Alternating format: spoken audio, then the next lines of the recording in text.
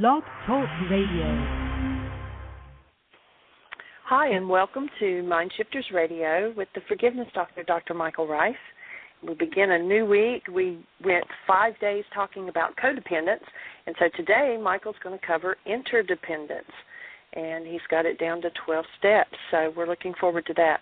The call-in number is 646-200-4169, or if you're a guest in the chat room and you can't type, then you can email me at jeannie@whyagain.com. That's JEANIE @WHYagain.com, and we'll turn it over to Michael. Good morning. Good morning, dear heart, and good morning to everybody. We're delighted that you're here. Dr. Tim is on the phone. Good morning, Dr. Tim. How was your weekend? Good morning. It was just beautiful. We actually had some warm, sunny weather here and had a wonderful weekend. I bet that's a relief to have warm, sunny weather in Chicago. It was better than a relief. It was a monumental occasion. We went out and rode bikes and stayed outside as much as we could. Cool. Very good. Well, this morning we're going to look at the 12 steps to interdependence. Our workshop is entitled Codependence to Interdependence, and of course we sowed and through the last week we talked a lot about the interdependent steps. But it seemed appropriate to do a whole show, and who knows, maybe we won't get through all 12 steps today. We'll see what kind of discussion ensues. But we'll step into those 12 key steps that take us out of codependent relationship and put us into interdependent relationship. One of the things that I've seen over the years with people who do codependence work is they'll say things like, well, I just don't do relationship anymore because I'm a codependent. It's like, well, because you be one doesn't mean you have to stay one. If you've ever played in that arena, it's relationship that is the arena for healing. A relationship is a space where you get to, if you know how to do it, integrate the steps of moving from codependence to interdependence. Because who was it that said no man is an island? We all live in a world with 7 billion other people, and the truth is, and I love what Einstein says about that, he says, if you think you're separate or separated from the rest of humanity, then you're living in an optical delusion. To say I'm codependent so I don't go into relationship is codependent. And the idea is to move into interdependence with the other cells in your body, because the truth is we are all cells in one body. So, Jeannie, do we have any other callers, any calls before we step into the interdependent step, or are there any questions or thoughts in the chat room? No, we're clear. Okay, great. Michael? Well, yes, sir. There was something that came up very strongly for me at the end of last week, and I just wanted to mention it. You can either address it now or later, but we spent 5 or 6 or 7 days talking about the codependence to interdependence work and the codependent part of it, and that video, which is a fabulous video. And it dawned on me that, and it came up several times in the past few days, that the last time I showed that to a group of people who had seen the old version of the codependence to interdependent video at least once, several people that were experienced with your work came up from that video as though they were shaking off a fog and said, that was difficult. I didn't get that. That was too complicated. And so in the interest of building brain cells and building from a foundation that is familiar and understandable to another foundation that is broader and goes deeper, I just wanted to mention that it probably is a really good thing to go to the Healing Through Relationships video and get that down, and then go back to the Codependent to Interdependence workshop. And because if these are experienced members who have been coming to our support group for each of them for at least a year, and so they've at least seen the codependent, the old version, at least once, and the new version had them just spinning and stretching to try and comprehend all that was in that video. So I just wanted to mention that. Are you there? Hello, Excuse Michael. me, Tim. I put my mute on while I was listening to.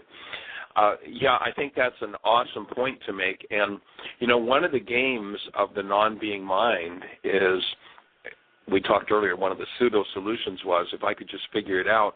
And one of the things it will do is it will play the game of complexity. The complexity is not in the principles. The principles are actually pretty simple. But the mind, with all of its rationalizations and all of its stories and can make it complex. And, and the fact is that we've spent thousands of generations building brain cells for, you're the problem in my life. It's all your fault. I'm in pain because of you, and if only you'd change, my pain would go away, which really means I would be able to pretend that it wasn't there anymore. And so when we start showing the truth about the way it really works, which is what that codependence video does, and my mind is still boggled when I watch that. When I present this workshop, my mind is still boggled at the way it comes together, and on a personal level, I kind of feel like that video, that whole workshop came through me on a personal level. I'm still working through the principles of it in terms of my own process and my own mind. So one of the things I say in the book, why is this happening to me again, is that, to a complex mind, the truth is complex. To a simplified mind, the truth is simple. And so when truth shows up and we hold a blockage of truth, we hold a lie, they made me feel this way, which, is virtually what the whole world is playing out of. Then when I present, I made me feel this way, everything has to be processed out. And so the stress goes up. And most people hook their stress up to what's going on out there. That's the old codependent way. And what I want to do is hook my stress up to what's going on inside of me and to change what's going on inside of me. And as I do that, then everything starts to change. So, but yeah, that's an excellent point. Well, my comment to them in the group was simply, this is just an expanding and a deepening of the truth that I'm creating everything I'm experiencing. This just shows me how, at a deeper level within different relationships, how it's actually become a solidified pattern. But it's all the same thing. If I'm feeling it, I created it. So. Right. Absolutely. So I just wanted to offer that an introduction to that concept that's a little bit more simplified without getting into the extended pattern is in your lecture, Healing Through Relationship. And I think that's a real good place to go for people if they're getting overwhelmed by that codependence to interdependence material. Yep. Yeah, and somebody can watch that codependence video literally 50, 75, 100 times. And each time they'll clarify another layer, another level of their minds as they are able to see through the muddle. And, we've had, through generations and generations of emotion and trauma and drama, we've had it drummed into us that, and then our power person came along and proved to us it's all my fault. And, of course, we copy the codependent or the power person's dynamic of, you see, it's all your fault. That's that dynamic of putting our pain into our brain's image of them. So clarifying it is absolutely a huge challenge, but a fun one. And so, Tim, as we go through these steps, I don't know, is either Terry or David with us yet? No, neither one of them's on yet. Okay. Well, as we go through these, Tim, maybe we could bounce back and forth if you have any thoughts, any ideas for each step, any additions from your practice as a therapist and the work you've been doing with the tools. It would be awesome to just kind of bounce it back and forth. All right, I'll let you know. Okay. So the first step out of codependence into interdependence is to recognize that this body-mind unit that we have stores information and spits it out. It can't filter it. It just spits out through whatever we hold as content. And the device called the body-mind unit is a device made of carbon. And when you look at the structure of the carbon atom, it has 6 electrons, 6 protons, 6 neutrons, 666. There might be a clue in there as to what was really meant in the ancient teachings about that which goes against love, the anti-love filter system, which is in this carbon-based memory system. And the first step into interdependence is to recognize that the purpose of your body-mind unit, of your carbon-based memory system, is to embody your being. If you think about holding a newborn child, everybody agrees the newborn child is the presence of love. And the purpose of that newborn child's body is to give love a place to express, to embody being. And so the first step into interdependence is to make real, to understand the purpose of your form, and that your form is meant to be the servant, not the master. And then, once you put it into the status of servant, its purpose is to play out the vignettes, the movies, the content that it has on cue. And what it will do to do that is it will gather data from within itself that is resonated by whatever goals we set. The body-mind unit's job is not to lie to you and deceive you. It's to give you a place to express your being, to express love. And so if the body-mind unit comes up with its generational hostility and fear and rage and grief and pain and blame, and it's all their fault, it's lying to you, it's deceiving you, so it must be retrained. So the first step is to recognize the purpose of your form and subject it, make it your servant, not your master, and retrain it. And that's really the whole core of the work. And that step is the whole description of the work, is that you retrain your body-mind unit to be a servant of love, to be that which gives a place for your true being, which is the absolute presence of love, to express in the world. And that means that everything that's unlike love in your form is going to have to come to the surface. First step, embody being. Retrain the whole generational content of this body-mind unit. And then the second step is to forgive. And forgiveness doesn't have to do with, I'm going to let you off the hook for what's happening inside of me. It's totally codependent to pretend that somebody outside of me could cause something that's happening inside of me. And so if I have had my body-mind unit trained to be a master and to tell me what's true and to use its hostility and fear to project, to pretend that it's all about somebody else, then I'm using projection in a very poor way. As I recognize any reality based in hostility or fear is being projected from corrupt data, I need to correct that data. And it's forgiveness that allows me to do that. Now, the world's turned it around. The codependent world's turned forgiveness around and made it codependent. I'll forgive you for what's happening inside of me. If I forgive you for what's happening inside of me, have I done anything to change what's happening inside of me? No. And if I never learn to change what's happening inside of me, guess what? I get to live the title of my book. Why is this happening to me again? Because whatever's happening inside of me is going to keep playing out, playing out, playing out. Earlier in the week, I shared the story about the woman who had been in church all of her life. And as a kid, of course, how many times did one get shushed in church, grabbed by the sleeve and shushed? And she was sleeping. She's about 50.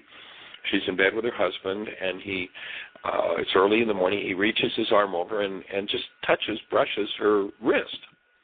And as he brushes her wrist, that's a stimulus enough to stimulate the content that's in that tissue. The mind functions through every cell in the body. And all of a sudden she's dreaming about being back, being a child in church, and having her sleeve tugged and shushed.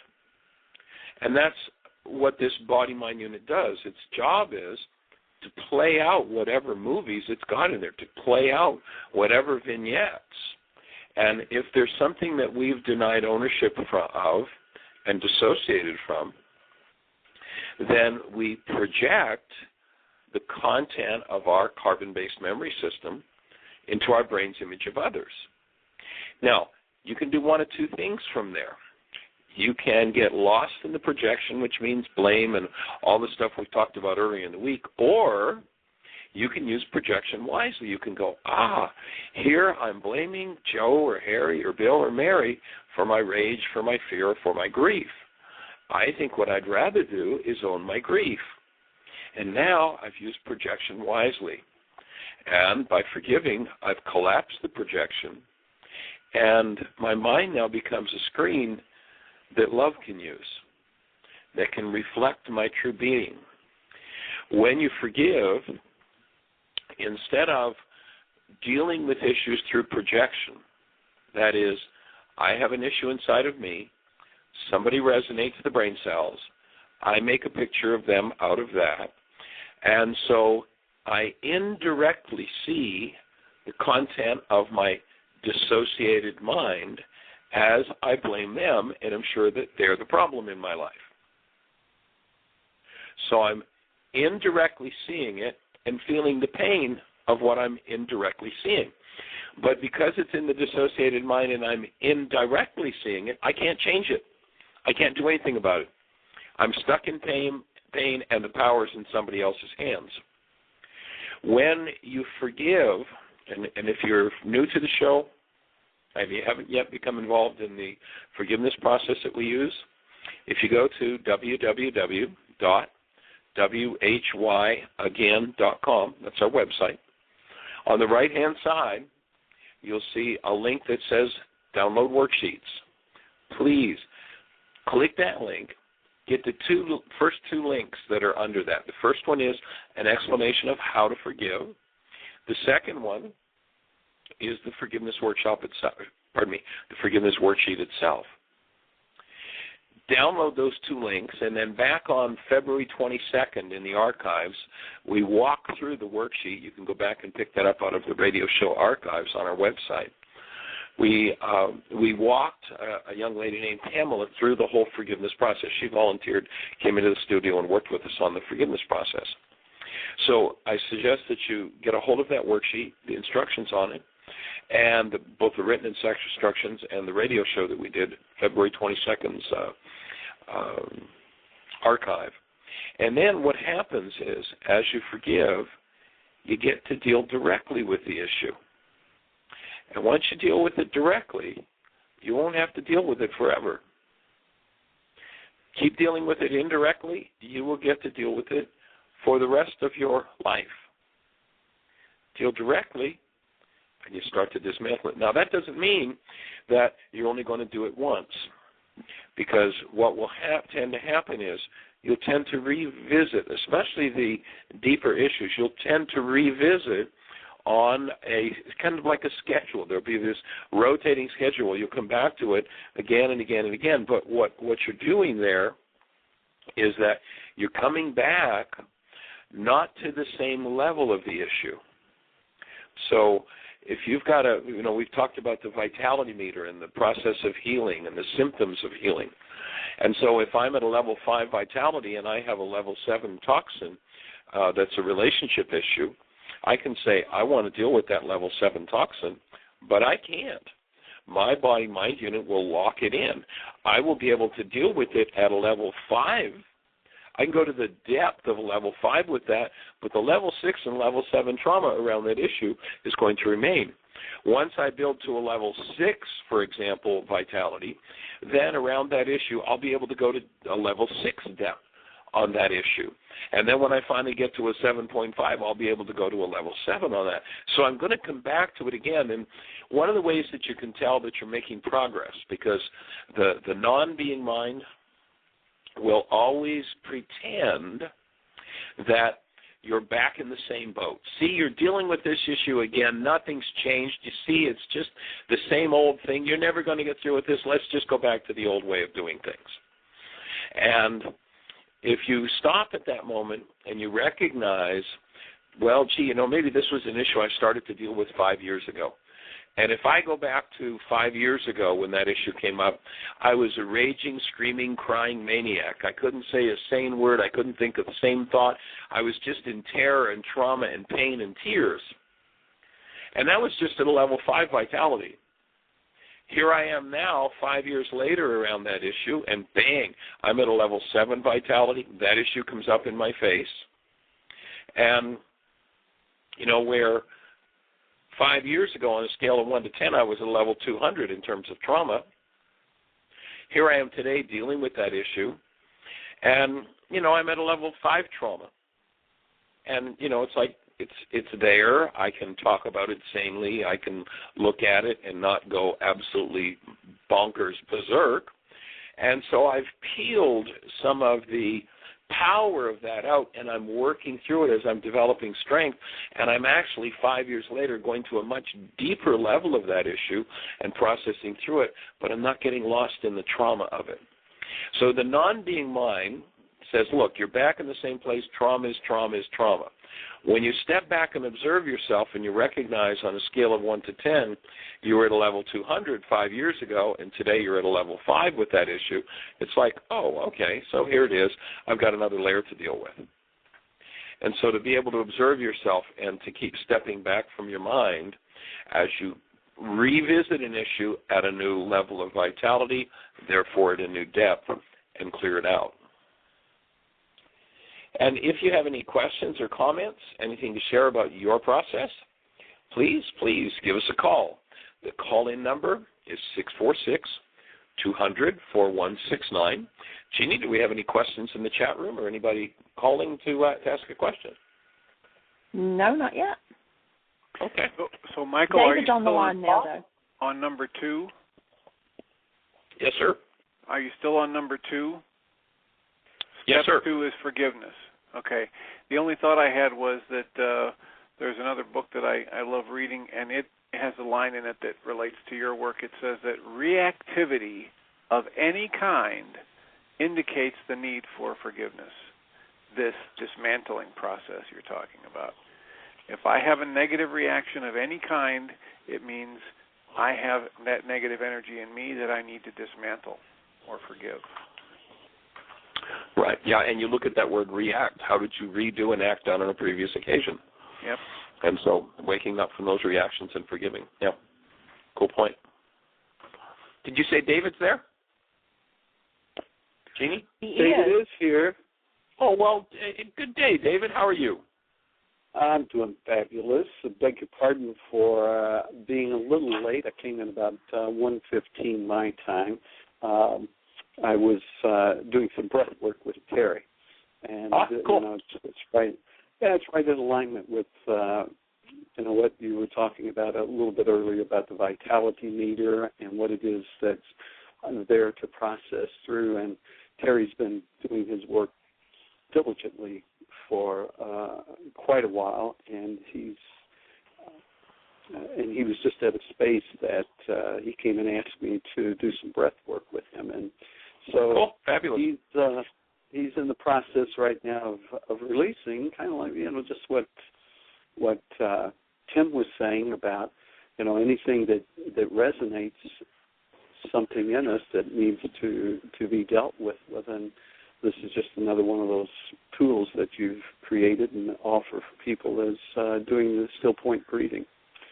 So, yes, that's the very root of it, and we're doing the 12 steps of interdependence now, and so the first one we've covered is that the purpose of carbon-based memory is to embody being and make real the purpose of our form, that our form, our body-mind unit, is meant to be a servant, not a master, and that it plays out whatever its content is, and it gathers data resonated by goals, and its job, rather than being to lie and to deceive you, is to support you in being. And so for most of us, the whole core of the work is the retraining of this body-mind unit And then, of course, the second step is the forgiveness process. And then the third step we want to get into is to shift the purpose of every relationship. And one of the things we know is that the perceptual mind follows purpose, that it will play out whatever purpose you give it. So if you live in the world of, I'm right, you're wrong, it's settled, why argue, then what your mind will always do is it will generate realities that show you that you're right, they're wrong, and, that's the way it is. When you shift the purpose of your relationships, third step into interdependence, when you shift the purpose of every relationship to one of showing you truth, to one where you are holding the space of love, and you invite the person you're in relationship to hold the space of love for healing.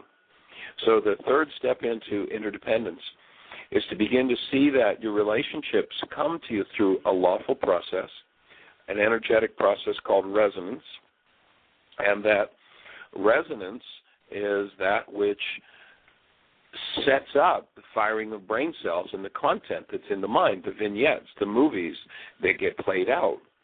And when you accept that the purpose of your relationships is to show you the truth. And so if your relationship brings up rage, fear, grief, and pain, then you know you've got rage, fear, grief, and pain in you, not that they caused you rage, fear, grief, and pain.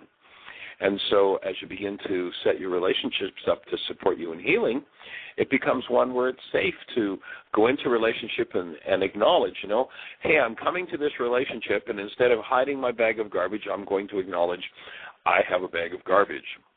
By the way, I noticed you have one too.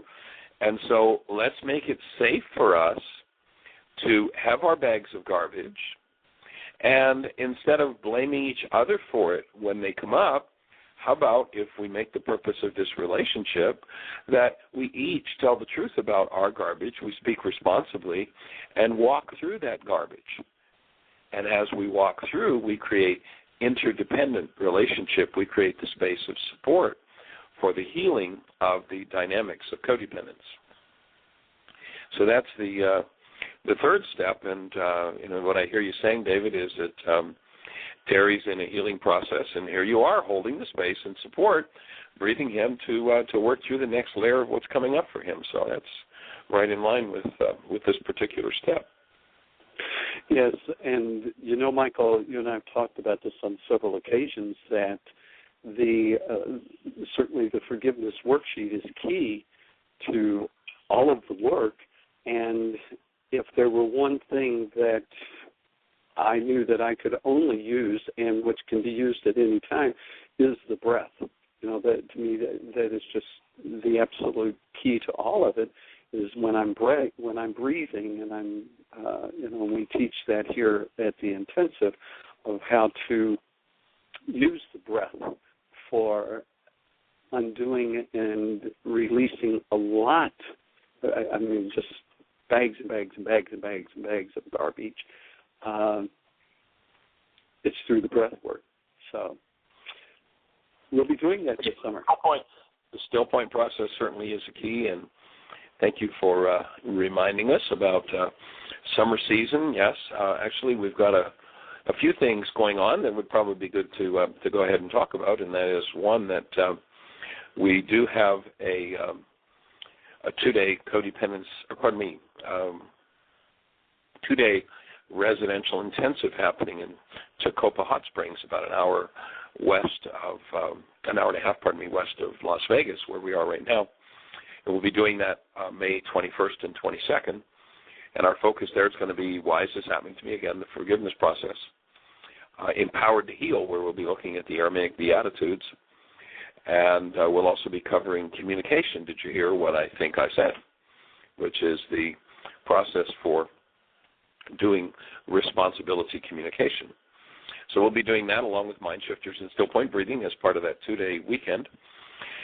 And then beginning on July the 8th, we'll start, and we'll actually do a 9-day codependence to interdependence intensive at Heartland, That'll be a full 9 days dedicated to forgiveness and the understanding the codependence process and moving into the interdependence process on a practical level.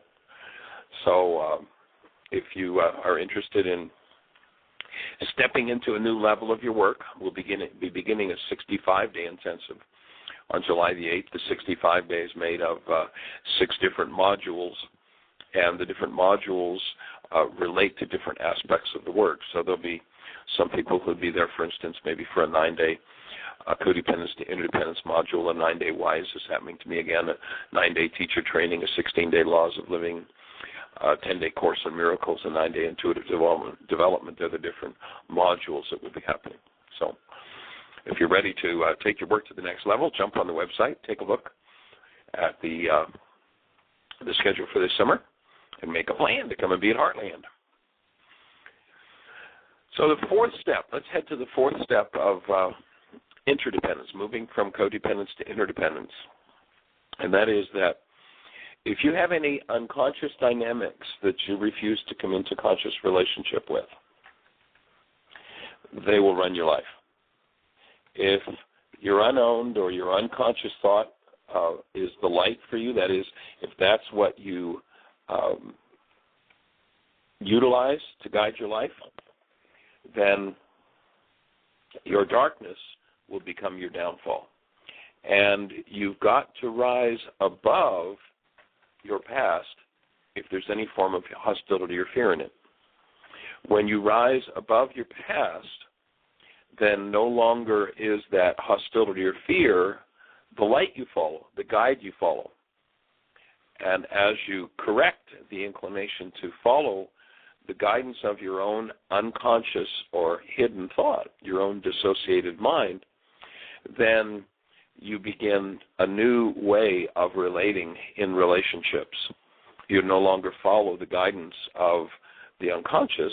You tap into the being that you are, and you function out of that. So you've got to come into conscious relationship with and rise above your past if there's any fear or hostility in your past. And so that means in relationships, as we were talking earlier with Tim, relationships, when they show up and bring up your stress, most people have their stress hooked into them. You know, you bring up my stress, you have a problem, rather than, wow, you're showing me something inside of me that I'm stressed about by delivering this truth or this information or this disinformation. If somebody comes into our face and lies and rages or what have you, if it brings up something that's less than love in me, and I follow the guidance of that which is less than love, my words are going to be something like, well, you know, you really enrage me when you do that, as opposed to, wow, I can see that I have some rage in me, and I think I'll move into some responsibility communication here. And as I move into responsibility communication here, I get to heal that stress in me. So now I hook my stress up to what's going on inside of me and self-correction rather than the outside and thinking that the problem is outside of me. So that makes a major shift in relationship when we take that fourth step into interdependence. So I need to come into conscious relationship with my unconscious dynamics, or they'll run my life. If I follow the guidance of an hostility or fear-based mind, then my darkness is the guidance system for me. I need to rise above it. Utilize responsibility communication and recognize if I've got stress in any given situation, my stress is about what's going on inside of me, not what's going on out there. Jeannie, any comments in the chat room? Anybody on the call, on the phone with a question? No, don't have anybody out there yet. Okay. Cool. And I love to point out how ancient the technology that we're talking about is. You know, if you go back 2,000 years ago, the man named Yeshua was teaching about codependence and how to move into interdependence, and just understood so in such an awesomely powerful way how the forgiveness process works, what the forgiveness process does, and how the whole game works. And so there's a statement in Luke 11:34-39 that just ties right into what we're talking about here so powerfully when you've got the brain cells for it and you see it from this point of view. And so what it says is, and you know, when you recognize this is not about theology, this is not about religion, this is just about life, it's about how life works. The ancient Aramaic language, when you bring this, what we call the scriptures, out of the Aramaic into the Greek, the man named Yeshua would say most of that's Greek to me. It doesn't make sense. But when you go back to the Aramaic and you see it in context, so in the context of our conversation, hear this particular passage from Luke. It says, the light of the body is the eye. Therefore, when thine eye is single, thy whole body is also full of light. What does that mean? The light of the body is the eye. How does that make sense? What he's saying is, in Aramaic, is the perceptual output of your mind is meant to guide you in your life. It's the light for your journey through your earthly travels. So it says, therefore, when thine eye is single, thy whole body is full of light. But when thine eye is evil, thy body is also full of darkness. So what is he saying here? He's saying if you have hostility or fear, and evil, in this case, you know, the word sin in Aramaic is an archery term, and it simply means missing the mark. So when the archer let the arrow fly and he didn't hit the bullseye, the scorekeeper would yell, sin, you're off the mark. If he missed the bullseye altogether, or pardon me, the target altogether, then the scorekeeper would yell, evil, you missed the target totally and completely. So what he's saying is if your eye is evil, he's saying if your perceptual mind is totally governed by hostility and fear, that is, those energies that are off target altogether, then your body is going to be full of darkness. That means you're going to suffer physically. There's going to be trauma to the tissue structure that's holding that darkness. So then it says, and in the Greek, this doesn't make any sense, but when you take it out of the Aramaic, it's perfectly logical. It says, take heed, therefore, that the light which is in thee be not darkness. Well, you know, the way the Greeks translated that, it's like, well, how can light be darkness? But take heed that the light is not darkness. Darkness is darkness. That doesn't make any sense. But what he's saying here is, be careful that your guidance, the light which is in you, your perceptual mind, is not darkness. That is not filled with hostility or fear. So if hostility or fear for you is the light, then how deep will your darkness become? What will you do to destroy yourself if hostility or fear is the guide? And so then he goes on, and there's an explanation of precisely what he means if you've got the eyes to see and the ears to hear. It says, as he spoke, a certain Pharisee said, come and dine with me. And he went in and sat down to eat. And when the Pharisee saw it, he marveled that he did not first wash his hands before dinner. And Yeshua said to him, now do you Pharisees, and listen to the definition of a Pharisee, now do you Pharisees make clean the outside of the cup and the platter, but your inward parts, that is your hearts, your unconscious, the dissociated mind, and the Greeks translated the words as are full of ravening and wickedness. But he's simply saying, you make everything on the outside look good. Your homes are beautiful, your cars are shiny and new, your bank account, your investments are doing great, but you've never looked inside to look at the rage and fear in you. Your dissociated mind runs your life. So your whole life is filled with darkness. So when hostility or fear comes forward into the perceptual mind, if we follow it, then the light for us is darkness. And he says, how deep will your darkness become? And so what he's defining as the pharisaical mind is the mind that is focused in and hypnotized by the outward eye. As long as everything looks good in the world, everything will be okay. You may clean the outside of the cup and the platter, but your inward part, your unconscious, your dissociated mind is filled with hostility and fear. And if we're in that game, it plays out in our relationship. And this fourth step to interdependence is if you have those unconscious dynamics you refuse to come into a relationship with, they're going to run your life. And if your own unowned or unconscious thought is the light for you, then the light for you is darkness. How deep will your darkness become? So if I'm in hostility or fear and stress, I want to hook my stress to self-correction. Oh, I've got hostility or fear. I'm in darkness. Do I want to play out of the pharisaical mind? No. I want to clean up my darkness. And it's just so awesome the way that Yeshua put it together. And, of course, to go back at this point and review, the second step is to forgive, that you collapse the projections. You collapse the vignettes in your mind based in hostility or fear so that you can come into direct relationship with what a moment ago was unconscious. You make it conscious.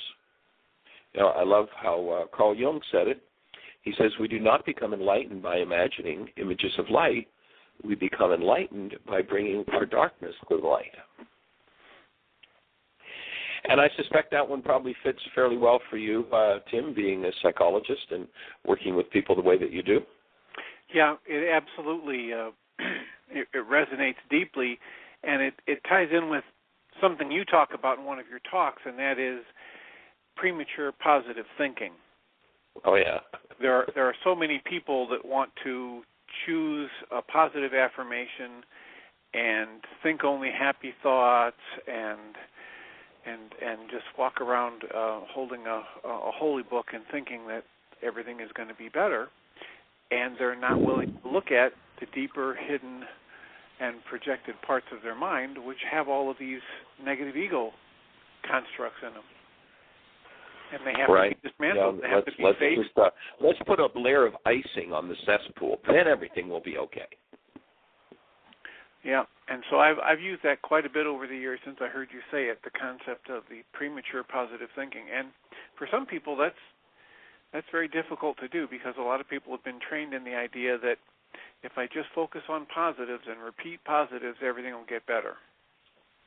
Well, you know, a lot of people do that, too, with the course, that study and work with the Course in Miracles. In the Course, there's one passage that, doesn't seem to get much attention. And the Course says, you may wonder why you must look upon your hatred and realize its full extent. And, of course, you must look upon your hatred out of a mindset of love, that you bring being to the parts of your mind that hold hatred means that the light dissolves the hatred and you get to heal. And, in Corinthians, they said, nothing will remain hidden. Everything will be made known in the light of day. It's all going to play out. And when we wake up and recognize how it's playing out, then we step into, and instead of a whole belief system that has become many religions, it becomes about doing the work that Yeshua taught, the how-to. And sadly, the how-to in particular of forgiveness has been lost. It's been disappeared. And, David has been doing this work now for, you've been at Heartland just in your fourth celebration, and then, 6 or 7 years before that, David? Yeah, something like that. Yep. So it's going into 10 or 11 years. Is when I 1999 is when I was introduced to your work. Yeah, and we, for years at the end of each Y workshop, we invite people to make a commitment to do 5 worksheets a day for 40 days, and David took that to another level by beginning to get people to text him when he finished their 5 worksheets each day. So there was an accountability and a support system, and it's really been an awesome step in getting people to commit to do their work and be willing to be held accountable for it. It's really, really a cool step and a cool addition, David. By the way, Tim, do you know what the codependent sees at the moment of their death? Would that be somebody else's life flashing in front of their eyes? Flashes before their eyes, that's it, yes. So the let's move to the fifth step. We're moving along with these steps pretty well. We may actually, we probably won't quite get through it. We've got about 15 minutes left, so we'll probably get halfway through it, and we'll do another show tomorrow on the 12 steps to interdependence. So the exercise, and if you've been following the show and you haven't done the codependence worksheet, you might want to go to www.whyagain.com, and on the right-hand side, that download worksheets link, and download the codependence worksheet. And in that worksheet, we have you list people who've offended you, the nature of their offense, your advice to them, your punishment thought toward them, and your advice to them. And then the final column, which is blank on the worksheet, we ask people to then look at how they can apply their advice to others in their own lives. And, of course, when we look out at the world, we see bodies, and the bodies we see are made up of the firing of brain cells in us and hold all the content that we hold within us. It's all smoke and mirrors. The bodies that show up in our minds show us all the content that we haven't looked at and dealt with. And so the fifth step into interdependence is to ask yourself the question, I have a piece of advice for them. Now, a piece of advice is not go to hell. That's a punishment thought. A piece of advice is, in sincerity, what would you be saying to this person that you think would help to correct their behavior? And then the fifth column is, how do I apply my advice to them in my life?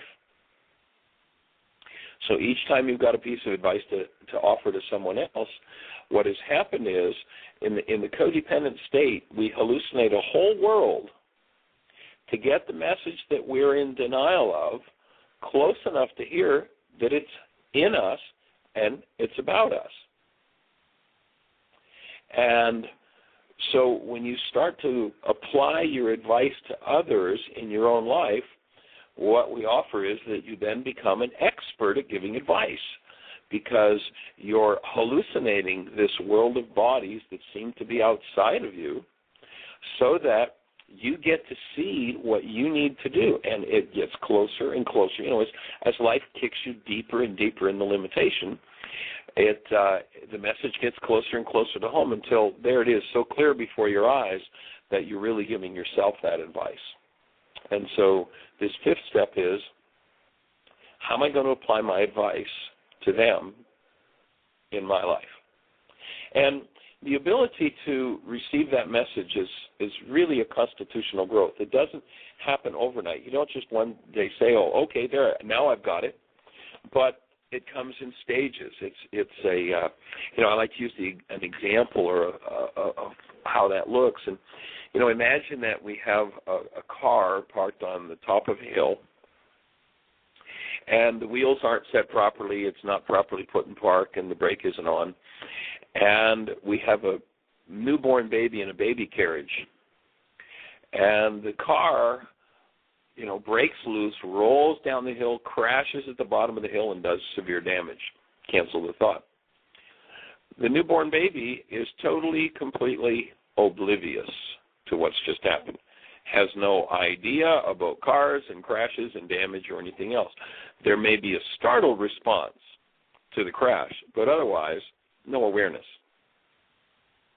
Now imagine the same car sitting at the top of the same hill, and we have a 3-year-old child.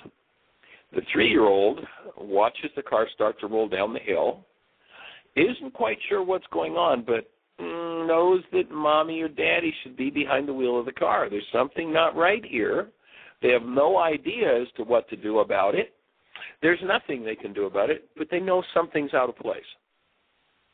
And, of course, the car rolls down, again, cancel the image, and crashes. So we start out in unawareness that we're in codependence at all. It really is. Our mind has shown us it really is everybody else's fault, what's going on in our lives. There comes a point where I start to suspect, well, gee, I've been through it 87 different times with 42 different people. I'm the only one that was there. Maybe my feelings are about me. Maybe they're not about them. So I'm like the 3-year-old. Gee, I don't have a clue what's really going here, but I'm starting to suspect something. So there's the next step in that constitutional growth. Now, imagine we have a 7-year-old child standing at the top of the same hill. The car starts to roll down. The child knows there's trouble. Mom and Dad are not in the cart. The child knows there's a break and starts running to try to get to the car. And, of course, legs aren't long enough. The damage is done. The child doesn't even get near the car. And as you watch the codependent patterns in your family system and in your own mind, the tendency will be to be like that 7-year-old. Your mouth starts to run. You know this isn't right, but there's nothing you can do to stop it. It just, you do the deed, even though you've chosen to do something different. Now, the child of 12 stands at the top of the same hill, watches a car start to roll, got pretty long, strong legs, and gets racing as the car starts to gain speed going down the hill, is able to get to the car, get their hand on the door, get the door open, get halfway in the car to get to the brake, but can't quite stop it. And the crash occurs. And that's a stage in the growth out of codependence into interdependence where you start to run your mouth, you start to play the projection game and do the hostility and fear, and you catch yourself halfway through. There's some damage done, but you're kind of, you're able to start to slow it down. You're able to observe it more carefully, and that's a big key to be able to step back from your mind and become the thinker apart from the thought, the feeler apart from the feelings, the actor apart from the actions. And so this is the constitutional growth. So at that stage, you're like the 12 or 13-year-old who's able to just about get it to stop but can't quite. And then the young man of 20 stands at the side of the hill, watches the car start to roll, takes off in a sprint, gets the door open, gets his foot on the brake before the crash, no damage done. The day is saved. And in your process, as you grow in this work, you'll get to the point where, you start into the conflict, you start into the fear or the hostility, but before you get to doing damage, before, you get to throw out words that you really can't take back, you go, wait a minute, I think I'll go for love instead. I think I'll go for correcting my own mind instead of blaming my partner. And then the final stage is, the young man at 25 pulls the car up on the top of the hill, properly sets the wheels, sets the emergency brake, puts it in park, and everything's secure. You just don't play that game anymore. So it's kind of a constitutional growth to get to the point where you can apply the advice in your life. You can hear that your message to another is really for you and about you, and you can begin to live out of that advice. Jeannie, do we have any comments in the chat room or questions? No, there's no comments on it, but I like that. That's and perhaps I've just got new ears, but that's the first time I've heard you actually give that kind of a description in comparative to moving into interdependence. That's really cool. I like that. Cool. Thank you. Good. Terry, David, Tim, David, any thoughts? Well, I have the strong memories of hearing that before, but this is the first time you've ever really drawn it out to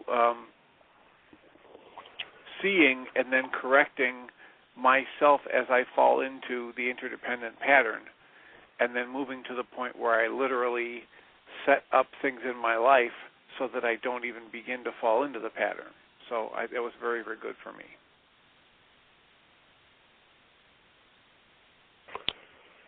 How about you, David? Did you start to say something? Yeah, it's to me, it's a wonderful illustration of my process and what it is that I do. As long as I can stay with whatever it is and recognize where I'm at and recognize where other people are at, then it gives me the opportunity to step back and to allow people to, one, be where they're at, and to know that this is a process, that there isn't any hurrying into this. There's the one statement that you make, you can't storm the doors, the tendency is for my mind to want to do everything and to have everything right now instantaneously, and it just doesn't evolve like that. There is a process to it. I was reflecting on, as a parent, and looking at it from a parent's perspective, and one of the things is a parent's job, or at least from my perspective, the responsibility of a parent is to guide the child and to guide our children, and then it's up to our children in order to make their own decisions and travel their own path, and for them to develop and to grow up and to choose which way that it is that they're going to travel. And so it just gives a nice little illustration of that growth. Right. And, it's one of the frustrations that the non-being mind will bring up in this is, well, but, geez, this is unending. Is there ever a day when I'm going to be able to stop? It just seems like there's going to be no end to this. And it's like, well, is there anybody who's listening that today is going to decide, I've lived long enough, and every day of my life I've taken a shower. I think I've showered enough, so now I can stop. No, you're going to take a shower tomorrow, and the next day, and the next day. If you don't, you know that your body's going to start to stink. If you lived in a codependent world, then you know very well what the effects are physically, mentally, emotionally, relationship, financial, business, what the effects are of stinking thinking. And in the same way that you wash your body every day, we invite you to resolve that you are going to wash your mind every day. And as you wash your mind every day, you will be able to stay away from that game of stinking thinking. You'll step into a life that functions literally 24/7, 365 out of love. And that will be because you've engaged in the sixth step into interdependence. And the sixth step is that of commitment. I am committed to doing my work on a daily basis. I'm committed to forgiveness. I'm committed to walking out the other side of every hostility or fear, every bit of darkness that my mind holds, and cleaning up my darkness. It's not an easy process. It's not a Dr. Feelgood process, but it can be done. It is work. And the results it produces are extremely well said by a gentleman named W.H. Murray. And here's what he says. Until one is committed, there is hesitancy, the chance to draw back, always ineffectiveness. Concerning all acts of initiative and creation, there is one elementary truth, the ignorance of which kills countless ideas and splendid plans. The moment one definitely commits oneself, then providence moves too. All sorts of things occur that otherwise never would have occurred. A whole stream of events issues from decisions, raising in one's favor all manner of unforeseen incidences, meetings, and material assistance which no man could have dreamt would have come his way. Murray says, I've learned a deep respect for one of Goethe's couplets. Whatever you can do or dream you can, begin it. Boldness has genius, power, and magic in it. Sixth step to interdependence, and tomorrow we'll do the other 6 steps. The sixth one is you're committed. You're willing to do your work. You're going to embody the first 5 principles of interdependence, and the 6th step is you're committed to doing your work daily. And as you do your work daily, what happens is you gradually move from the codependent world, which is filled with hostility or fear, into a world where the same things can happen as happened yesterday, and you don't have drama and you don't have trauma you don't have pain. You live a life of delight. And we're here to live a life of delight. And what we're here to support you in, and we invite you to bring someone to the party tomorrow, invite somebody new to come on the show with you, and create the best year yet of your eternal life. That's what we're here to support you in. We invite you to do your work. We invite you to move into interdependence, to be committed. And have a blessed day. We love you.